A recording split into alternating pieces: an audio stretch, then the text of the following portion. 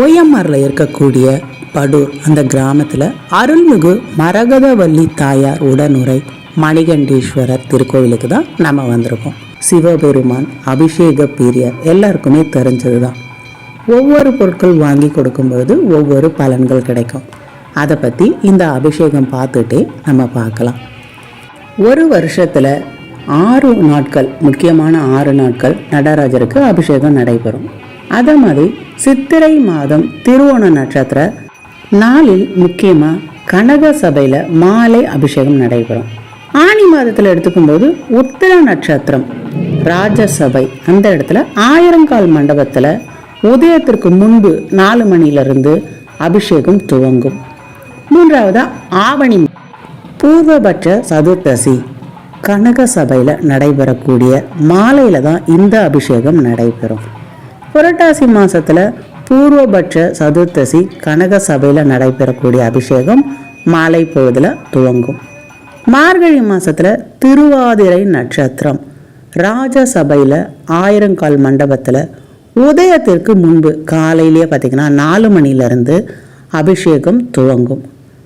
ஆறாவதாக பார்க்கக்கூடியது மாசி மாதத்தில் பூர்வபட்ச சதுர்த்தசி கனக சபை மாலை பொழுது நடைபெறும் அபிஷேகம்.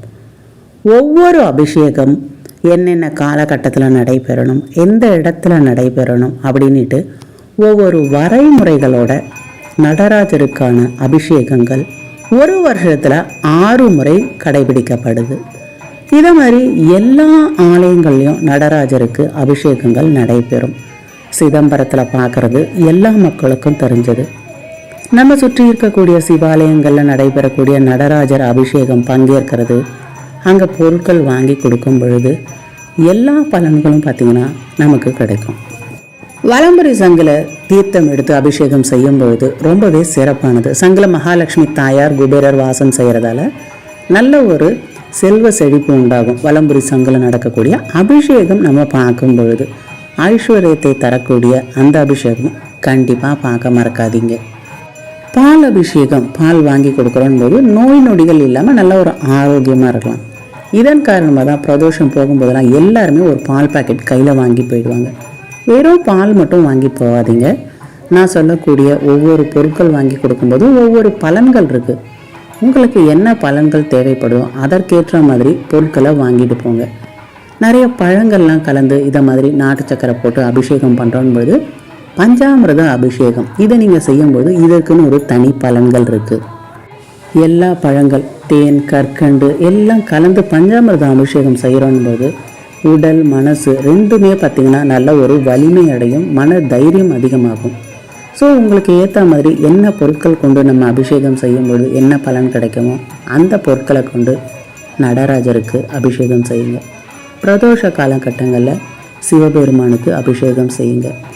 அடுத்தபடி கஸ்தூரி ஜலத்தினால் அபிஷேகம் செய்யும்பொழுது சகல யோகங்கள் கிடைக்கும். அதுவும் பார்த்திங்கன்னா ரொம்பவே தாயாருக்கு உகந்தது. நம்ம நடராஜர் அபிஷேகத்தோட தாயாருக்கும் சேர்ந்து செய்கிறது ரொம்ப சிறப்பானது. தேன் அபிஷேகம், ஆயுள் விருத்தி, நல்ல ஆரோக்கியம் இருக்கணும், குரல் வளம் இருக்கணும், நல்ல பாட்டு திறமை இருக்குது, நல்லா பாடணும்னு நினைக்கிறவங்க சிவபெருமானுக்கு தேன் வாங்கி கொடுத்து அபிஷேகம் செய்யுங்க. அது ரொம்பவே சிறப்பானது. கரும்பு சாறு, இந்த அபிஷேகம் செய்யும் பொழுது தன விருத்தியாகும். வீட்டில் வறுமை இருக்குது, அது போகணும்னு நினைக்கிறவங்க கரும்பு சாறு இப்போ கடைகள்லையும் கிடைக்கும். அந்த சாறு நம்ம ஒரு பாத்திரத்தில் வாங்கிட்டு வந்து கூட சிவபெருமானுக்கு அபிஷேகங்கள் செய்யலாம். நல்ல ஒரு வறுமை போகிறதுக்கு கரும்பு சாறு அபிஷேகம்.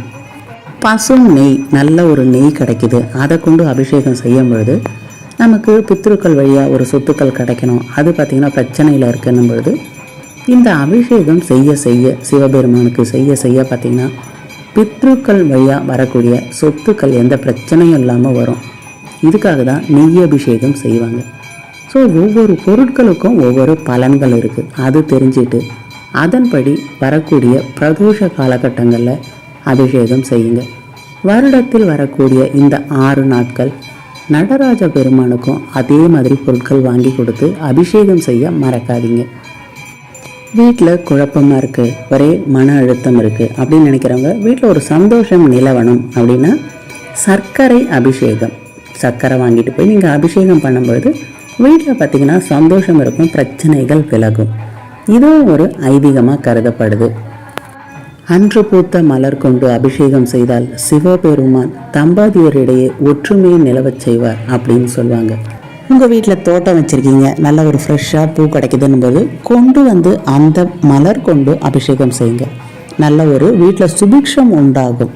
அடுத்தது எந்த பிரச்சனைகளும் தம்பதிக்குள்ளே இருக்காது. அதுதான் ஃப்ரெஷ்ஷான பூ எடுத்துகிட்டு வந்து நம்ம அபிஷேகம் செய்யும்போது கிடைக்கக்கூடிய பலன்கள்.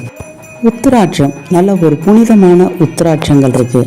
அதை நீரில் போட்டு நம்ம அபிஷேகம் செய்கிறோம் அப்படின்னும்போது நல்ல ஞானம் கிடைக்கும், அறிவு நல்லா மேம்படும்.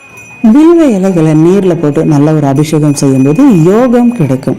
இப்போ வில்வ இலைகள் நமக்கு கிடைக்கலன்னும் போது வில்வ பொடிகள், இதுவும் நாட்டு மருந்து கடையில் கிடைக்குது, அந்த மாதிரி பொடிகள் கொண்டு நம்ம அர்ச்சனை செய்யலாம். எலுமிச்சம் கனிகள், இந்த கனிகளுக்கு தனி மகத்துவம் இருக்குது. இப்போ நம்ம பார்க்கக்கூடியது எலுமிச்சங்கனி அபிஷேகம். இதை மாதிரி எலுமிச்சங்கனி கொண்டு அபிஷேகம் செய்யும் பொழுது எதிரிகளால் ஏற்படக்கூடிய அந்த அச்சம் விலகும், பயம்ன்றது இல்லாமல் இருக்கும். இளநீர் அபிஷேகம் தான் நம்ம பார்த்துட்ருக்கோம். இளநீர் அபிஷேகம் நம்ம மேற்கொள்ளும் பொழுது வாழ்க்கையில் துன்பம் இல்லாத ஒரு இன்பமான வாழ்க்கை கிடைக்கும். இப்போ நம்ம இளநீர் ஒரு குளிர்ச்சியானது, எம்பெருமான் மனம் குளிர்றது அப்படின்னும் பொழுது அதே மாதிரி நம்மளோட மனம் குளிர்ந்து நமக்கு இன்பமான வாழ்க்கை கிடைக்கும். துன்பம் போக்கி இன்பமான வாழ்க்கை கிடைக்கணும் அப்படின்னு நினைக்கிறவங்க பிரதோஷ காலகட்டங்களில் இதை மாதிரி இளநீர் வாங்கிட்டு போய் அபிஷேகம் செய்யுங்க. எப்பயுமே நம்ம பால் மட்டுமே வாங்கிட்டு போய் அபிஷேகம் செய்கிறதோட ஒவ்வொரு பொருட்களுக்கும் ஒவ்வொரு தனித்துவம் இருக்குது. அந்தந்த பொருட்களை தெரிஞ்சுட்டு உங்கள் பிரச்சனைக்கு ஏற்ற மாதிரி அந்த பொருட்களை வாங்கி கொடுத்து அபிஷேகம் செய்ய தவறாதீங்க. திருநீர் அபிஷேகம் ரொம்பவே சிறந்தது. கண் பார்வை குறைபாடு வரக்கூடாது, கண் வியாதி போகணும் அப்படின்னு நினைக்கிறவங்க திருநீர் அபிஷேகம் செய்யலாம். முக்கியமாக இந்த பிறவி போதும், இன்னும் அடுத்தடுத்த பிறவி எடுத்து நம்ம கஷ்டப்படக்கூடாது அப்படின்னு நினைக்கிறவங்க திருநீர் அபிஷேகம் செய்யும்போது நல்ல ஒரு மோட்ச நிலை கிடைக்கும். அடுத்த பிறவின்றது இல்லாமல் இருக்கக்கூடிய பிறப்பருக்கும் பெருமான்னு சொல்லுவாங்க. நமக்கு இந்த மனித பிறவியே போதும்னு நினைக்கிறவங்க கண்டிப்பாக திருநீர் வாங்கி கொடுக்க மறக்காதீங்க.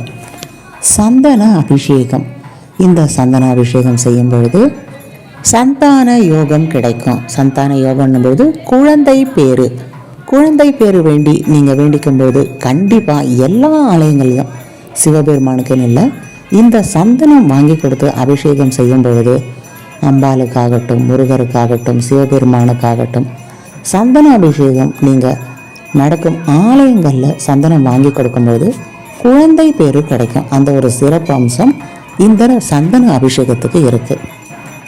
நம் குழந்தைகள் நல்லா ஆரோக்கியமாக இருக்கணும் அப்படின்னும் போதும் இந்த சந்தனம் வாங்கி கொடுத்து அபிஷேகம் பங்கேற்கிறது ரொம்பவே சிறப்பானது. தயிர் வாங்கி கொடுத்து அபிஷேகம் செய்யும்போது என்ன பலன்களோ அதே பலன்கள் தான் சந்தன அபிஷேகம் செய்யும்போதும் இருக்குது. முக்கியமாக வில்வ இலைகள், அருகம்புல் இதெல்லாம் கலந்த நீர் கொண்டு அபிஷேகம் செய்கிறது ரொம்ப சிறப்பு. அடுத்தபடியாக கலச நீர், எல்லா வகையான திரவியங்கள், நறுமண பொருட்கள் கலந்து இந்த கலசம் கொண்டு செய்யப்படுகின்ற நீர் இறை சக்தியை மேம்படுத்தக்கூடியது. நம்ம கர்ப்ப கிரகத்தில் பார்க்கக்கூடிய மூலவராகட்டும், அடுத்தது உற்சவ பெருமானாகட்டும், நடராஜ பெருமான், எல்லா தெய்வங்களுக்கும் கலச நீர் கொண்டு நம்ம பூஜிக்கும் பொழுது, அபிஷேகம் செய்யும் பொழுது எல்லா விதமான சக்திகளும் பார்த்திங்கன்னா மேம்படும். இந்த காலகட்டங்களில் நம்ம அபிஷேகம் பார்க்கறது, அபிஷேகங்களை பங்கேற்கிறது நிறைய பலன்களை நம்ம கொடுக்கும். எந்த இடத்துல அபிஷேகம் நடைபெறுதோ அதை சுற்றி நம்ம எங்கே நின்றுட்டு இருந்தாலும் இதற்கான சக்திகள் நமக்கு அதிகமாக கிடைக்கும். இப்போ பார்க்கக்கூடிய இந்த கலச நீர் இன்னுமே புனிதமானது. கலச நீர் கொண்டு நம்ம அபிஷேகம் செய்யும்போது அந்த இடத்துல 33 கோடி தேவர்கள் இருக்காங்க. எல்லா ஆறுகள் கலந்த நீர் தான் இந்த கலச நீர் அப்படின்னும்போது இன்னுமே தனித்துவமானது. மனதில் பயம் விலகணும், தைரியம் இருக்கணும் போது நாவல் பழ அபிஷேகம் செய்து பாருங்க. இப்போ சீசன்றதால கண்டிப்பாக இது ரொம்பவே உகந்தது. ஆராதனை பார்க்கலாம் வாங்க.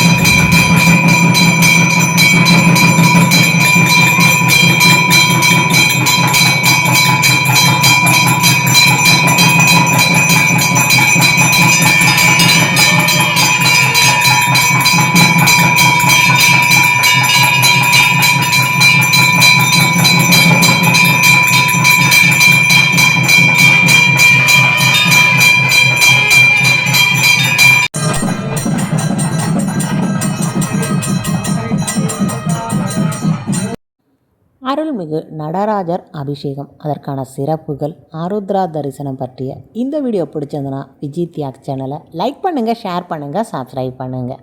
அடுத்த பதிவில் சந்திப்போம். வேலை விட வல பெருமாளே காலஞனை அணுகாமல் உணதிரு காலில் வழிபடருள்வாயே.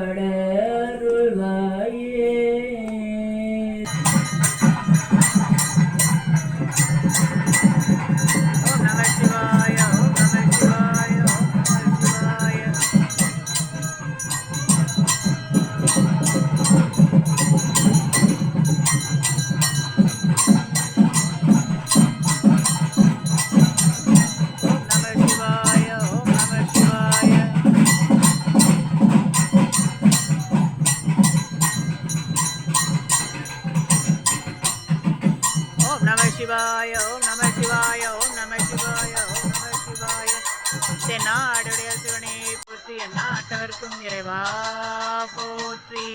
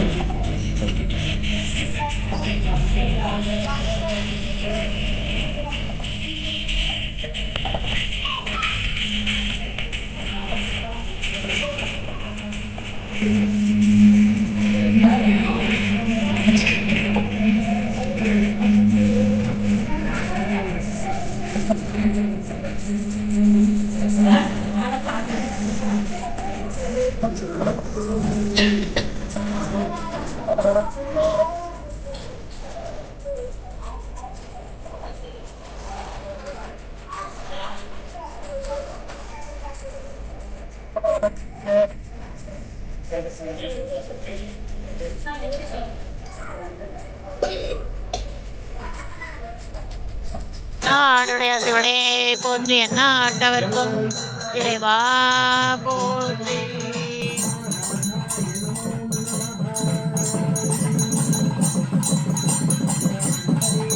ஓம் நம சிவாய ஓம் நம சிவாய.